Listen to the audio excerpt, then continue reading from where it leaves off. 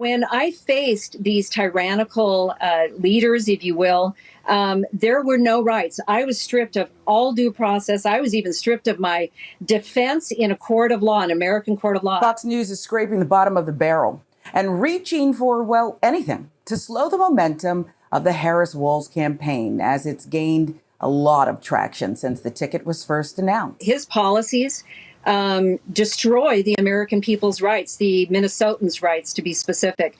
He destroyed so many businesses in the state of Minnesota, never to open again. He destroyed so many lives in Minnesota, literally. The man is a criminal, and he should be impeached, and he should be prosecuted. Wow. Well, that's really tough language. We hope to get him on, and we'll ask some questions about this. To believe Tim Walz is to blame for destroying people's rights by simply following and enforcing COVID lockdown policies is representative of sheer entitlement, not a care for the well-being of others or how an individual's actions might impact their lives, their neighbors' lives. Now, in case you haven't heard about this yet, meet Lisa Hansen. She wants to impeach and prosecute the governor. It is now law.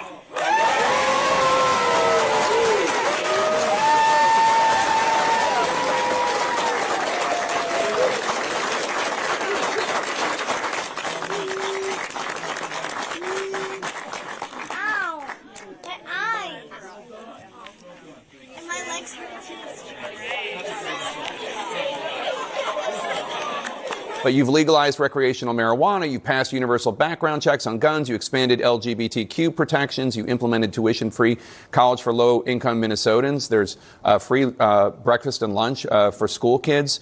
Do you think your record is an asset to the ticket, or would it risk fueling Trump's attacks as you being a big government liberal?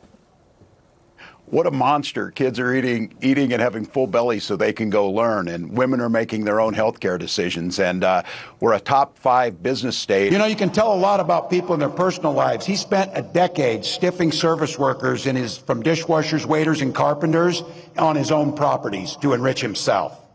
As president, he cut overtime benefits for millions of workers, and he opposed any effort to raise the minimum wage. That's all you need to know. You don't have to ask twice. We know who they are. It's not what they've done that we should be concerned with here today. It's what they're going to do.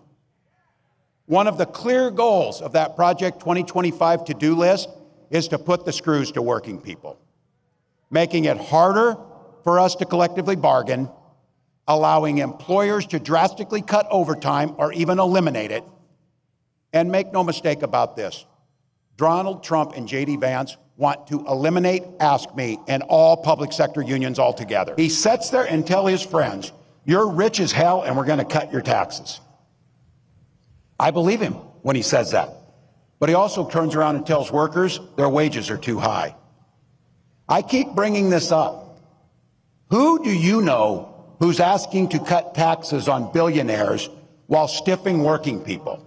I don't know anybody. And I'll tell you what, I think there's a lot of people think that they're on his side or voting for him, that when you put it to them like that, they start thinking things differently. I had students that I taught in the classroom, coached on the football field, trained in my guard unit, and they went off to Iraq to fight for this nation. They went off to Afghanistan to fight for this nation. Not once in my career did the question of sexual orientation ever come up. It's time to erase this this mistake for our security and for Americans, and I'll be with you every step of the way. When I was teaching at Mankato West, a group of students asked if I'd be willing to help them start the school's first gay-straight alliance. They were concerned about anti-LGBTQ bullying, and they wanted to do something about it. My answer was absolutely. We've made Minnesota a more welcoming place by outlawing conversion therapy for LGBTQ youth and protecting trans Minnesotans. We're not spending our time and energy and political capital picking fights with beer companies and librarians. We're putting bullies in their place, sending the clear message that the LGBT community is very much a part of the fabric of our state. Look, we don't know as of now how the official Harris-Walz campaign platform will shape up. But when it comes to destroying people's rights, Walz has only expanded the rights of other groups of people that deserve equality, such as the broader LGBTQ plus community, the trans community, service members, school children who don't have the security and privilege of having multiple meals in a day. You can be critical of Walz's initial COVID response policies and sue the state all you want. That's your right as an American. And it's also our right to call out and explain why your anger is directed at the wrong person. Hansen should be mad at Donald Trump for lying about the existence of the virus, lying about having it under control, taking far too long to set up the infrastructure to test and contain the spread, and of course, waiting far too long to administer the first set of lockdowns to businesses, schools, and other public areas. MAGA folks are masters at deflecting away any sort of valid criticism about Donald Trump, and instead resorting to the most convenient and often the most marginalized targets to pin the blame on.